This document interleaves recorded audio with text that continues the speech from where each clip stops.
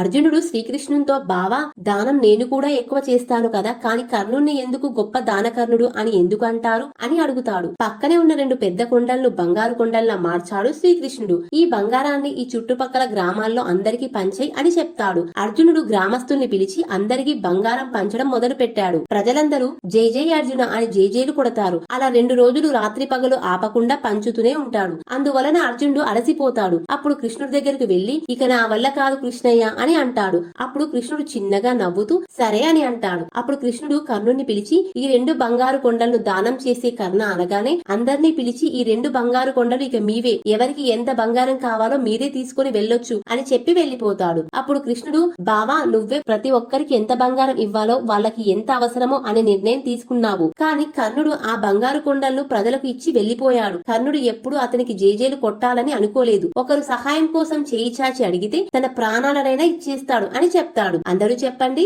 Jai Srikrishna.